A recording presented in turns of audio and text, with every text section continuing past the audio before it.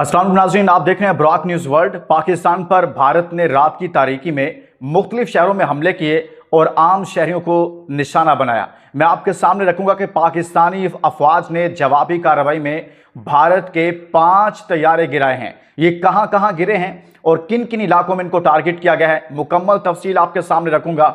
और दूसरी जानिब पाकिस्तान में हुकूमत पाकिस्तान का एक अहम इजलास हुआ है। अफवाज पाकिस्तान को क्या क्या इख्तियार दिए गए हैं, अब आगे क्या होने जा रहा है, ये मुकम्मल डिटेल और साथ में आपके सामने रखूंगा। मौलाना मसूद अजहर के हवाले से उनका बयान सामने आया है। कलअदम जैश मोहम्मद के सरबराह हैं और उनके ख़ानदान के 10 अफराद इस हमले में जो है वो टारगेट हुए हैं, मारे गए हैं। और इन 10 अफराद जो शहीद हुए हैं, इनमें से कौन कौन शामिल है, उनकी फैमिली का कौन कौन सा मेंबर है, इसमें उनके कुछ करीबी साथी भी हैं, वो भी आपके सामने रखूंगा। और साथ में उनकी जानिब से एक बयान सामने आया है जिसमें बहुत सख्त अल्फाज का इस्तेमाल किया गया है। अब आगे क्या होने जा रहा है, मौलाना मसूद अजहर क्या करने जा रहे हैं, और पाकिस्तान ख़ास तौर पर जो भारत ने पाकिस्तान के अंदर आम शहरियों को टारगेट किया है, मुख्तलिफ जगहों पर मसाजिद को निशाना बनाया गया है और आम मासूम बच्चों को, इसमें बच्चे भी शामिल हैं। और बगैर सबूत के जो पाकिस्तान पर भारत की जानिब से, यानी कि पाकिस्तान ने तो ये मौक़िफ़ इख्तियार किया था कि अगर पहलगाम में कुछ हुआ है तो आइए किसी इंटरनेशनल फोरम पर बैठिए और वहाँ पर तहकीकात करवाइए। लेकिन भारत वहाँ से भागा और तहकीकात की तरफ नहीं गया, किसी तरह से सबूत पेश नहीं किए और पहलगाम ड्रामा यानी कि वो इतनी बुरी तरह से पिट गया था। और अब भारत ने अपनी फेस सेविंग के लिए, अपनी आवाम में जो इश्तियाल फैलाया हुआ था उसको कवर करने के लिए ये रात को पाकिस्तान में ड्रामा करने की कोशिश की। और जवाब में जो भारत के साथ हुआ है, जो उनके तैयारों के साथ हुआ है, वो जो फ्रांस से वो तैयारे लेकर आए थे रफाइल, उनके साथ जो कुछ हुआ है, उनके साथ जो अफवाज पाकिस्तान ने किया है, ये सुनने के लायक है। मैं मुकम्मल डिटेल आपके सामने रखूंगा कि इस हमले में जो पाकिस्तान में मासूम शहरियों पर हमला किया गया, उसमें कौन कौन से जगहों पर यह हमला हुआ है। सबसे पहले तो मैं ये बता दूं कि पाकिस्तान ने जो आज इजलास किया है, आगे जाकर मैं मौलाना मसूद अजहर से मुतल्लिक मुकम्मल डिटेल रखूंगा और साथ में इस हमले की डिटेल भी रखूंगा। और वो जो भारतीय तैयारे पाकिस्तान के अफवाज ने गिराए हैं वो भी आपके सामने रखूंगा। लेकिन पाकिस्तान ने अपनी मर्जी के वक्त, जगह और अंदाज में जवाब देने का हक रखता है। पाकिस्तान ने यह तय कर लिया है कि पाकिस्तान अब इसका जवाब देगा।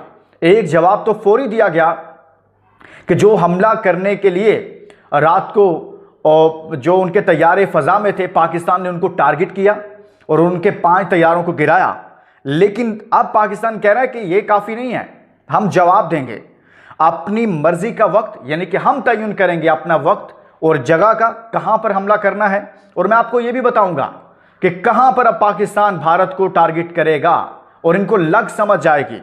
अफवाज पाकिस्तान ने रात कमाल का काम किया है।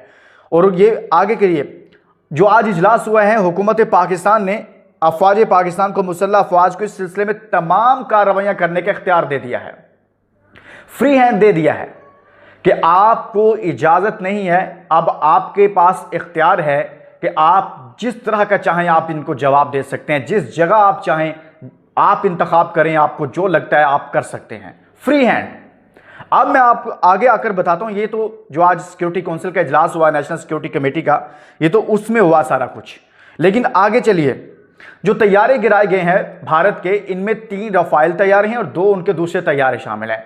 इसके अलावा भारतीय चौकियों पर पाकिस्तानी अफवाज ने रात इतनी बमबारी की कि उनको अपने सफ़ेद परचम लहराने पड़े। और सफ़ेद परचम लहराकर, जिसका मतलब होता है कि शिकस्त तस्लीम कर ली जाती है, और उन इलाकों में उन्होंने सफ़ेद परचम लहरा दी। उनके फौजियों ने अपनी लाशें उठाने के लिए, लाशों को तब उठाया जब सफ़ेद परचम लहराए। ये पूंछ के इलाके में हुआ, जो कि जम्मू कश्मीर का इलाका है जहां पर भारतीय फौज काबिज है।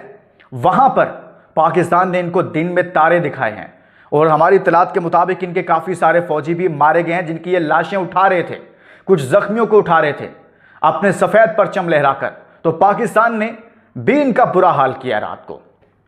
और आगे बढ़िए, मैं अब आपके सामने ये रखता हूं कि ये हमले किए गए बहावलपुर में एक मस्जिद को निशाना बनाया गया, सुभान मस्जिद को। मुजफ्फराबाद में एक मस्जिद को निशाना बनाया गया, आई थिंक बिलाल मस्जिद को। इसी तरह से मुरीदके में एक इंस्टीट्यूट को, एक गवर्नमेंट इंस्टीट्यूट को निशाना बनाया गया और साथ में एक मस्जिद को निशाना बनाया गया। इस वाक़े में पाकिस्तान के 26 मासूम शहरी शहीद हुए हैं, 46 जख्मी हुए हैं।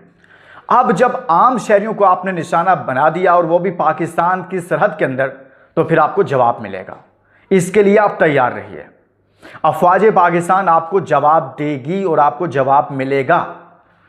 जो राफेल तैयारे गिराए हैं, कहा जा रहा है जी, अब ये यहां से देखिए, आज उनके सेक्रेटरी खारजा आए, आकर इंडिया के सेक्रेटरी खारजा और उनके तर्जुमान फौज के, वो उन्होंने मीडिया को ब्रीफिंग दी, बगैर कोई सवाल लिए चले गए और ये भी नहीं उनसे बताया, और शर्मिंदगी उनके मुंह पर जाहिर हो रही थी कि इन्होंने अब पंगा तो ले लिया है, कर तो लिया है, और जो पाकिस्तान ने हमारे साथ किया उसको छुपाएं कैसे।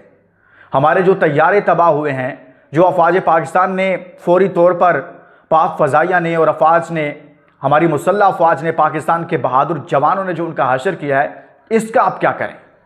तो आज उनके चेहरों पर शर्मिंदगी थी प्रेस कॉन्फ्रेंस के दौरान कि हमें नुकसान हुआ है। एक पहलगाम में गिरा इनका तैयारा, आई थिंक एक बठिंडा में गिरा है। इसी तरह से मुख्तलिफ इलाकों में इनके तैयारे पाकिस्तान ने गिराए हैं और इनको भारी नुकसान उठाना पड़ा है। अब ये देखिए, मैं आता हूं उस बयान पर जो मैंने शुरू में कहा। कलअदम जैश मोहम्मद के सरबराह मौलाना मसूद अजहर ने अपने एक बयान में बताया कि उनके 10 अफराद उनके करीब ख़ानदान के जो हैं वो इसमें शहीद हुए हैं, जिनमें 4 उनके करीबी साथी हैं। इनमें मौलाना मसूद अजहर की बड़ी बहन भी शामिल हैं। जो लोग शहीद हुए हैं इनके शोहर भी शामिल हैं, यानी कि इनके बहन के शोहर, मसूद अजहर के भांजे और इनकी अहलिया, एक और भांजी। इसके अलावा इनके ख़ानदान के 5 अफराद शामिल हैं। मसूद अजहर के एक करीबी साथी और इनकी वालदा, जबकि दीगर करीबी साथी भी इसमें शहीद हुए हैं। BBC भी इसको रिपोर्ट कर रहा है। अब ये देखिए कि ये मासूम लोग शहरी जिनको टारगेट किया गया है, फिर उसके जवाब में अब मौलाना मसूद अजहर क्या कह रहे हैं। वो कह रहे हैं कि इस जुल्म ने सारे ज़ाब्ते तोड़ दिए हैं, अब कोई रहम की उम्मीद ना रखे। ये भी रिपोर्ट हुआ उनसे बयान कि इस जुल्म ने, जो मासूम लोगों को निशाना बनाया गया है, आम शहरियों को मारा गया है, उनको शहीद किया गया है, इस जुल्म ने सारे ज़ाब्ते, सारे कवानीन तोड़ दिए हैं। अब कोई रहम की उम्मीद ना रखे, यह मौलाना मसूद अजहर की जानिब से कहा गया। अब ये देखिए कि भारत ने पहलगाम, बुनियाद क्या है, पहलगाम वाक़या था।